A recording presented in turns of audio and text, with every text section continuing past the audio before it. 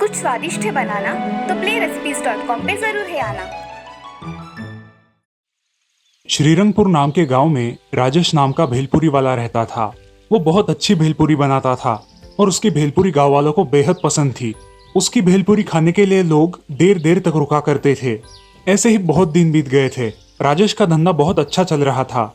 वो दिन भर अपना काम कर लेता था और दोपहर होने के बाद भेलपुरी बेचने के लिए गांव में गली गली घूमता था, जिससे उसकी भेलपुरी जल्दी खत्म हो जाती थी और वो रात को अपने घर चला जाता था। उस गांव में 8 बजे के बाद कोई भी गांव के बाहर नहीं जाया करता था। उस गांव में ऐसी कहावत थी कि रात के समय उस गांव में एक चुड़ैल आती है। वो गांव के बाहर के कब्रिस्तान में रहती है, मगर ये कहावत कुछ लोग मानते थे और कुछ लोग नहीं।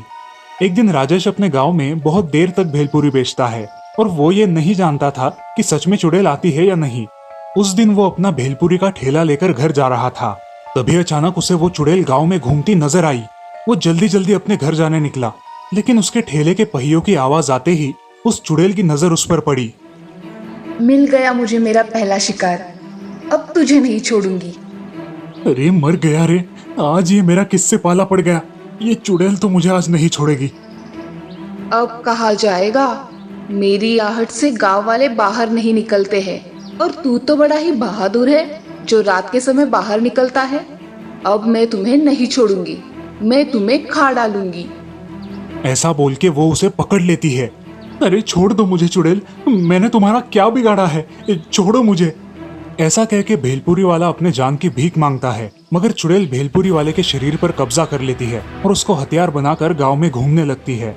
राजेश अब अपने घर में ही रहने लगता है और दोपहर होने के बाद अपनी जादू से भेलपुरी बनाता है और वो बेचने गांव में जाया करता है। भेलपुरी ले लो भेलपुरी, ताजा ताजा भेलपुरी। ऐसा कह के वो गली गली घूमकर भेलपुरी बेचने लगा।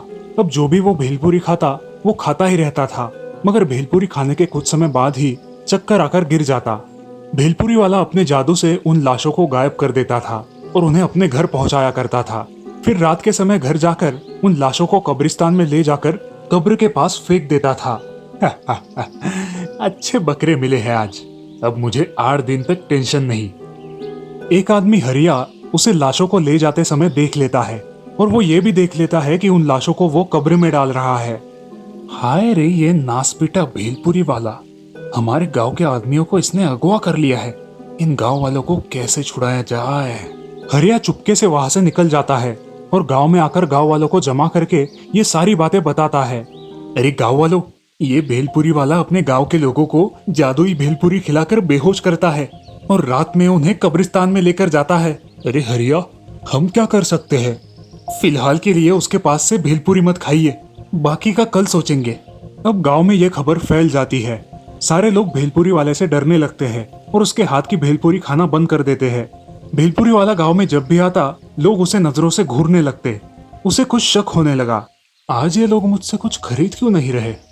जाने दो, फिलहाल तो मेरे पास खाने के लिए काफी खाना है, बाद में देखूंगा। अब सारे गांव वाले उससे डरकर सामने भी नहीं आते थे। इस समस्या का कुछ हल निकाला जाए ऐसा सभी को लग रहा था, इसलिए सारे गांव वाले सरपंच जी के यहाँ जमा होते हैं। सरपंच जी, हमारे गांव में भेलपुरी वाला है जो कि भूतिया बन गया है। हमें उस भेलपुरी वाले से गांव वालों को बचाना चाहिए। ये खबर पक्की है कि ऐसे ही कुछ बक रहे हो? नहीं सरपंच जी, मैंने अपनी आंखों से देखा है। अगर आपको विश्वास नहीं है तो आप आजमा के देख लीजिए। अरे नहीं, मैं तो अपने गांव वालों के भलाई के लिए बोल रहा था। मेरे हिसाब से अपने गांव में एक आईना लगाते हैं, आईना तो सच ही बताता है। सारे गांव वाले एक बड़ा आईना एक पेड़ के सामने लगा देते हैं और अपना अपना काम करने लगते हैं। अगले दिन वो भूतिया भेलपुरी वाला गांव में आता है। आओ आओ, भेलपुरी खाओ, अच्छी टेस्टी भेल खाओ। अरे भाई ये लो भेलपुरी, बहुत ही स्वादिष्ट है। नहीं भाई, आज मेरा उपवास है, आज मैं भेलपुरी नहीं खाऊंगा। अरे मूर्ख गांव वालों, क्या उपवास कर रहे हो? ये सब फालतू की चीजें होती है। राम अब वहां से चला जाता है और उस आईने के सामने आता है। आईने के सामने आते ही उसकी शक्ल एक चुड़ैल में परिवर्तित हो जाती है। गांव वाले ये देखकर बहुत डर जाते हैं। अरे हरिया भाई, क्या यह सच में चुड़ैल है जिसने भेलपुरी वाले के शरीर पर कब्जा कर लिया है? अरे ये भेलपुरी वाला तो सच में भूत बन गया है। इससे हमारे गांव वालों को खतरा है, हमें बड़ी सावधानी से काम करना पड़ेगा। अब हम क्या करें जिससे सारे गांव वाले सही सलामत वापस आ सके। सरपंच जी, आप उस भेलपुरी वाले के बारे में गांव के पंडित जी को बताइए, क्या पता उनके पास कोई इलाज हो। हाँ हरिया, तुम सही कह रहे हो। आज ही मैं पंडित जी से बात करता हूँ, देखता हूँ क्या बोलते हैं। तुम तुम्हारे घर में सुरक्षित रहो, मैं उनसे बात करता हूँ। अब सारे गांव वाले अपने घर में ही रहते हैं।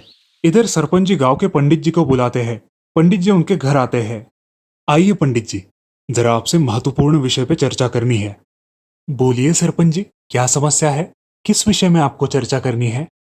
पंडित जी, गांव में एक चुड़ैल आई है जिसने एक भेलपुरी वाले के शरीर पर कब्जा कर लिया है और उसने गांव के लोगों को अगवा किया है। अब उन्हें कैसे छुड़ाया जाए, इसका कुछ उपाय बताइए। ठीक है, ऐसा बोल के पंडित जी आंखें बंद कर लेते हैं और ध्यान लगाते हैं। कुछ देर बाद आंखें खोल के वो बोलते हैं, आपके गांव में एक चुड़ैल ने भेलपुरी वाले के शरीर पर कब्जा कर लिया है और अब वो गांव के लोगों को अगवा करके कब्रिस्तान में ले जा रही है और वहां अपनी कब्र में डाल रही है। पंडित जी, अब आप ही बताइए कि हम क्या करें जिससे सारे गांव वाले इस चुड़ैल की बला से बच सके। सरपंच जी, आप सब लोगों को एक जगह जमा होकर उसे अपनी बातों में उलझा रखना है, तभी मैं वहां आकर मंत्र जाप करूंगा और उस पर जल छिड़कूंगा, जिससे वो चुड़ैल हमेशा हमेशा के लिए यहाँ से चली जाएगी। ठीक है पंडित जी, आप कल आइए, मैं सब गांव वालों को लेकर नीम के पेड़ के पास मिलता हूँ। ठीक है सरपंच जी, अब मैं चलता हूँ। पंडित जी वहां से चले जाते हैं। सरपंच जी सारे गांव वालों को अगले दिन गांव के बीचों बीच नीम के पेड़ के पास जमा होने बोलते हैं। सारे गांव वाले अगले दिन गांव के बीचों बीच जमा हो जाते हैं। आ गए सारे गांव वाले। अब वो भेलपुरी वाला उसके घर से निकलकर यहाँ आएगा और हम सबको एक साथ देखकर हमें मारने के लिए आएगा। सब लोग तैयार हो जाओ। आ गए सब गांव वाले, कोई रह नहीं गया है ना? अब कुछ देर में भेलपुरी वाला अपने टाइम में गांव में भेलपुरी बेचने आता है, लेकिन गांव के गलियों में कोई ना देखकर वो सोचता है, अरे आज इन गांव के लोगों को क्या हुआ है, सारे के सारे कहाँ चले गए। भेलपुरी वाला बहुत देर तक घूमता है मगर उसे कोई दिखाई नहीं देता। उसे शक हो जाता है, तभी उसे सारे लोग एक जगह पर जमा दिखाई देते हैं। अरे वाह, आज सबको मरना है, सब एक जगह पे जमा हुए हैं, मुझे तो आज बहुत सारे शिकार मिलेंगे।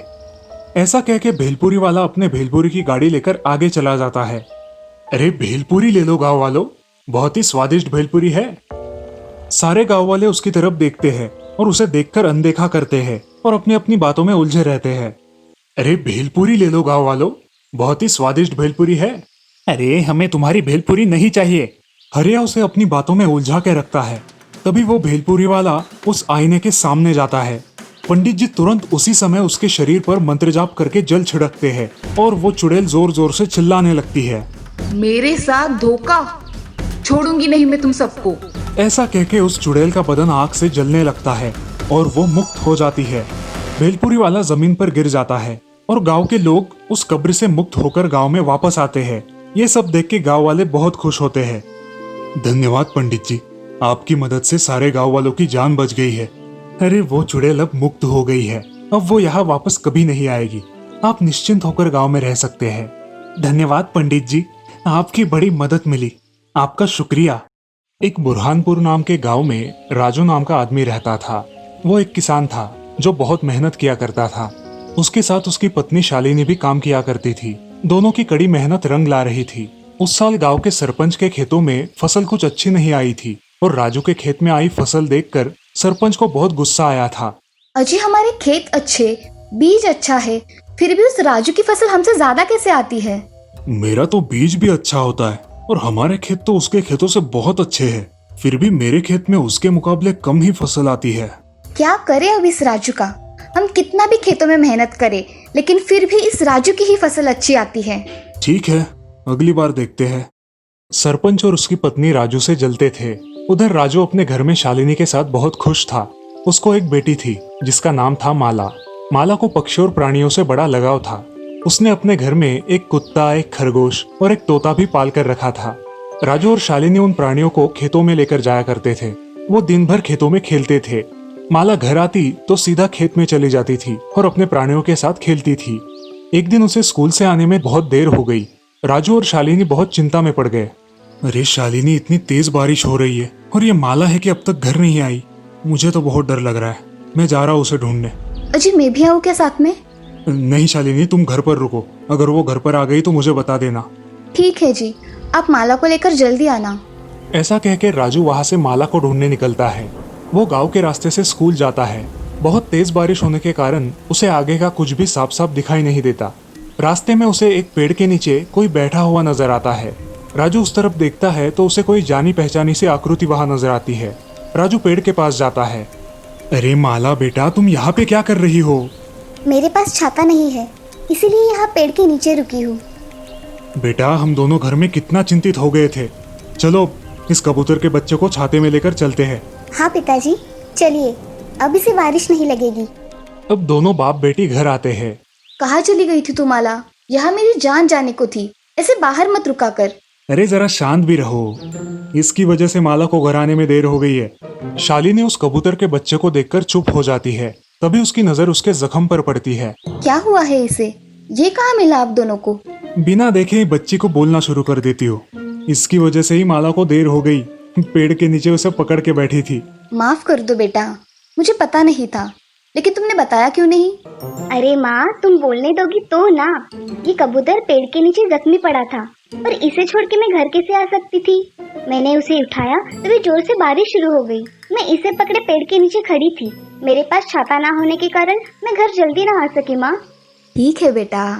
माला और राजू उस कबूतर को पट्टी बांधकर उसे खाने के लिए दाने और पीने के लिए पानी देते हैं। ऐसे ही 4 दिन बीत जाते हैं। माला उस कबूतर की अच्छे से देखभाल करती है। कुछ दिनों बाद वो कबूतर अच्छी तरीके से उड़ने लगता है। उस कबूतर का रंग सुनहरा हो जाता है और वो बाकी सारे कबूतरों से थोड़ा अलग ही दिखाई देता है। माँ, पिताजी, मेरा सुनहरा कबूतर देखो कैसे उड़ रहा है। अरे हाँ, ये तो ठीक हो गया है। उड़ता है तो कितना शानदार लगता है। बहुत अच्छा है तुम्हारा सुनहरा कबूतर। राजू और शालिनी खेतों में चले जाते हैं और माला अपने पक्षी प्राणियों के साथ घर में ही रहती है। उसी रात, अरे शालिनी, कल हमें जल्द ही खेतों में जाना होगा। फसल अब काटने पर आई है। हाँ, सुबह जल्दी ही जाएंगे। सुबह सुबह ज्यादा काम होता है। पिताजी, मैं भी कल खेतों में आऊँ, जिससे आपको कुछ मदद हो जाए।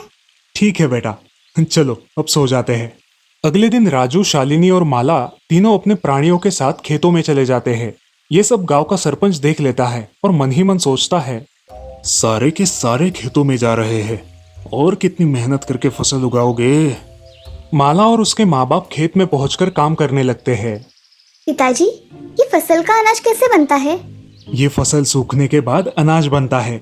फिर थोड़ा अनाज हम भगवान को चढ़ाकर उसमें से कुछ घर पर रखते हैं और बाकी का बेच देते हैं। अच्छा, ऐसे बनता है अनाज। हाँ माला। अरे दोनों बाप बेटी की बातें खत्म हो गई हो तो घर चले। हाँ हाँ, चलो घर। तीनों भी घर चले जाते हैं। अब उनके खेतों में 2 दिन कुछ काम ना होने के कारण वो घर पर ही रहते हैं और अपने प्राणी पक्षियों के साथ समय व्यतीत करते हैं। वो 2 दिन खेत में नहीं गए, ये सब सरपंच ने देख लिया था। सरपंच जल्दी जल्दी अपने घर जाता है। क्या हुआ? इतने जल्दी जल्दी घर पर आए हो? अरे भाग्यवान, ये राजू 2 दिन से घर पर है। इसके क्या सारे खेती के काम हो गए? मैं क्या कह रही हूँ, इस साल हम उसकी फसल चुरा लेंगे। उसका नुकसान हो जाएगा, फिर वो हमारे पास ही आएगा। अगर किसी ने पकड़ लिया तो? अरे काम किसी और से करवा लो और तुम चुपचाप घर पे ही बैठे रहो, जिससे तुम पर किसी का शक भी नहीं होगा। आज रात को ही ये काम करवा लेता हूँ। हाँ, ऐसा ही कीजिए। सरपंच अपने वफादार नौकरों को बुलाकर उनको ये काम करने को बोलता है। उसी रात नौकर राजू के खेतों में जाकर उसकी जमा की हुई सारी फसल चुरा लेते हैं। अगले दिन राजू अपने खेतों में जाता है और देखता है कि उसकी फसल गायब है। वो सारा खेत छान मारता है, मगर उसे उसकी फसल कहीं दिखाई नहीं देती। वो खेत में सोचते हुए बैठ जाता है, हे राम, मेरी पूरी मेहनत की फसल कौन चुरा कर ले गया? अब मैं क्या करूं? राजू बहुत हताश होकर घर लौट आता है। अब राजू का उतरा हुआ चेहरा देख शालिनी भी चिंता में पड़ जाती है। अजी, क्या हुआ है? आप ऐसे उदास क्यों हो? कुछ हुआ है क्या?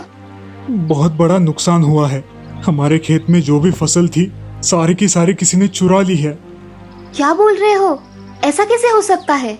हमारी खेत की फसल कोई क्यों चुरा के लेके जाएगा? क्या पता, मगर फसल तो चोरी हुई है। अब हम क्या करेंगे? इस साल कैसे गुजारा करेंगे? चिंता मत कीजिए पिताजी, कोई ना कोई हल तो निकल ही आएगा। माला के ऐसे बोलते ही वो सुनहरा कबूतर बोलने लगता है। माला, मैं जादुई सुनहरा कबूतर हूँ। क्या तुम बोल सकते हो? हाँ, मैं बोल सकता हूँ।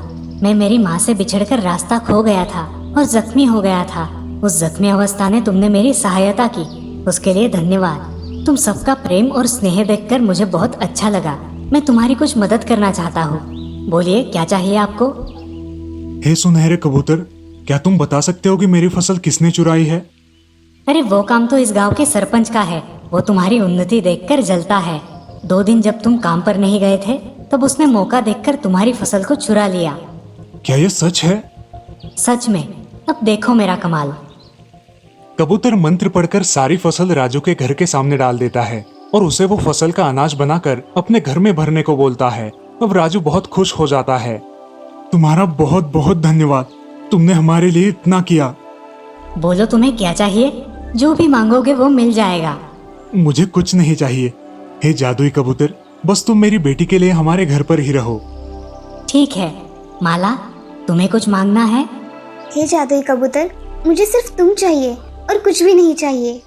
बहुत साल बीत जाते हैं। अब माला बड़ी हो जाती है। ऐसे ही एक दिन माला को उस सुनहरे कबूतर की तरह और एक सुनहरा कबूतर दिखाई देता है। उसे लगता है कि वो उन्हीं का सुनहरा कबूतर है। वो उसे आवाज देती है, सुनहरे कबूतर, सुनहरे कबूतर, नीचे आ जाओ। तभी घर से सुनहरा कबूतर बाहर आकर उसे आवाज देता है, अरे सुनहरे कबूतर, तुम यहाँ हो? तो वहाँ पेड़ पर कौन है? माँ, कहाँ गई थी तुम? तुम्हारी बहुत याद आती थी मुझे। अरे, इन इंसानों ने मुझे कैद करके रखा था। अब मैं वहाँ से निकलकर भाग आई हूँ। ये इंसान बड़े दुष्ट होते हैं। नहीं माँ, सभी वैसे नहीं होते। ये माला है जिसके यहाँ मैं रहता हूँ। इसने और इसके परिवार ने मुझे बहुत प्रेम दिया। इन्होंने मेरी देखभाल की है माँ। धन्यवाद आप सबका। अरे, ये तो मेरा सुनहरा कबूतर है। इसके लिए किया मैंने सब। माला, अब मैं मेरी माँ के साथ जाना चाहता हूँ। क्या मैं जा सकता हूँ माला? तुम जाओ तुम्हारी माँ के साथ, मगर तुम्हें मुझे मिलने महीने में एक बार आना ही पड़ेगा। मंजूर, जरूर आऊंगा माला, तुम्हारे लिए। अब कबूतर उसके पास जाकर उसे एक जादुई घड़ा देता है जो उसने उसकी शक्तियों से बनाया था। माला, ये जादुई घड़ा है। तुम जितना भी चाहो उतना इसमें से सोने के सिक्के निकाल सकते हो और ये फिर से भर जाएगा। तुम इसे जरूरत के समय इस्तेमाल कर सकती हो। धन्यवाद सुनहरे कबूतर, मगर तुम मुझे मिलने जरूर आना। कबूतर अपनी माँ के साथ अपने घर चला जाता है और माला भी अपने घर में खुशी से रहती है। वो सुनहरा कबूतर महीने में एक बार उसे मिलने के लिए भी आता था। माला उन सोने के सिक्कों से गरीबों की मदद भी कर दिया करती थी और इस प्रकार माला और उसका परिवार खुशी खुशी रहने लगा था। इस कहानी से हमें ये सीख मिलती है कि अच्छे कर्मों का फल देर से सही लेकिन अच्छा ही मिलता है। केरल नाम के राज्य में मल्लमपुर नाम का एक गांव था। उस गांव के बाजू में एक बहुत बड़ा घना जंगल था।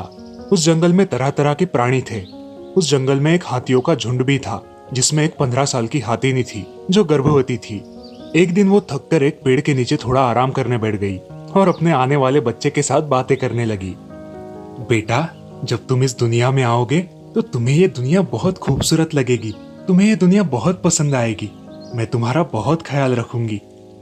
ऐसा बोल के वो हाथीनी सो जाती है। तभी अचानक उसके बच्चे को भूख लगती है और माँ हाथीनी की नींद खुल जाती है। मुझे खाना ढूंढना होगा। मेरे बच्चे को बहुत भूख लगी है। जल्दी से खाना ढूंढती हूँ। वो ऐसा कह के उठती है और खाने की तलाश में सारा जंगल घूमती है, मगर उसे जंगल में खाने के लिए कुछ भी नहीं मिलता। ऐसे ही खाने की तलाश में वो गांव में आ पहुंचती है। उस गांव में कुछ बुरी प्रवृत्ति के लोग रहते थे जो जानवरों के साथ अच्छा सलूक नहीं करते थे। उस दिन 2 बदमाश लोगों ने उस हाथीने को गांव में आते हुए देख लिया और उसके साथ मस्ती करने की सोची। अरे भाई, मैं क्या कह रहा हूँ, मेरे पास कुछ अनानास है। इसमें हम कुछ पटाखे डालते हैं और उस हाथीनी को खिला देते हैं। हाँ भाई, ऐसा ही करते हैं, मजा आएगा। ऐसा कह के राजू और हरिया एक अनानास में पटाखे डाल देते हैं और वो पटाखों से भरा अनानास रास्ते पर रख देते हैं। रास्ते से गुजर रही उस भूखे हाथीनी की नजर उस अनानास पर पड़ती है। वो अनानास देखकर वो बहुत खुश हो जाती है और झट से उसे खा लेती है। लेकिन उसे खाते ही उसके मुंह में जोर जोर से पटाखे फूटने लगते हैं। वो चिल्लाने लगती है। उसका मुंह पूरी तरह से जल जाता है। उसके मुंह से खून बहने लगता है। वो बेचारी बुरी तरह से जख्मी हो जाती है। ये क्या हो गया? मैंने तो फल खाया था, उसमें ये इंसानों ने क्या मिला दिया क्या पता। अब मेरे बच्चे का क्या होगा? मैंने तो इन इंसानों पे भरोसा करके बहुत बड़ी गलती की। अब मैं क्या करूं? हाथीनी गांव में चली जाती है और इधर उधर घूमने लगती है। उसे कुछ समझ नहीं आता। वो सोचती है, अगर मैं पानी पीऊंगी या पानी में जाके रुकूंगी तो शायद मुझे कुछ राहत मिल जाएगी। ऐसा कह के वो हाथीनी पानी की तलाश में गांव के तालाब के पास चली जाती है। वो हाथीनी तालाब का पानी पीती है, जिससे उसे थोड़ी राहत मिलती है और वो पानी में जाकर खड़ी हो जाती है। अब उन पटाखों की जलन से उसे थोड़ी राहत मिलती है। उसका मुंह उन पटाखों की वजह से बुरी तरह से घायल हो चुका है। अब वो वही पानी में भूखी प्यासी बहुत दिनों तक खड़ी रहती है। कुछ दिनों बाद गांव के कुछ लोग उस हाथीनी को पानी में खड़ा देखकर और उसकी घायल अवस्था देखकर उसकी मदद करने की सोचते हैं और गांव वाले कुछ और हाथियों को साथ लेकर उसकी मदद करने के लिए जाते हैं। लोग बाकी हाथियों की मदद से उसे बाहर निकालने की कोशिश करते हैं, मगर वो हाथीनी बहुत थक गई थी और थकान के कारण वो पानी से बाहर नहीं निकल पाती। खाना ना मिलने की वजह से वो और उसका बच्चा भी तड़प रहे थे और दोनों भी बहुत कमजोर हो गए थे। ये हाथीनी तो बाहर ही नहीं आ रही, ये हमसे बाहर नहीं आ पाएगी, हमें कुछ अलग सोचना चाहिए। अरे मैं सोच रहा हूँ कि हम वन के अधिकारियों को बुलाते हैं और उनकी मदद से हाथीनी को बचाएंगे। मैं आज ही वन के अधिकारियों को फोन लगाता हूँ। अब सारे गांव वाले वन अधिकारियों का इंतजार करने लगते हैं।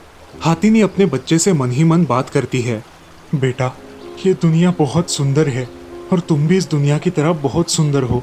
इस दुनिया के कुछ बुरे लोगों ने मेरे साथ धोखा किया है, जिसकी वजह से मैं तुम्हें खाना भी नहीं दे सकती। मैं तुम्हें इस दुनिया में लाना चाहती हूँ, मगर अब मुझे यह नामुमकिन के बराबर लग रहा है। ये फल मुझे मार देगा और मैं तुम्हें हमेशा हमेशा के लिए खो दूंगी। माँ, मनुष्य हमें क्यों मारना चाहते हैं?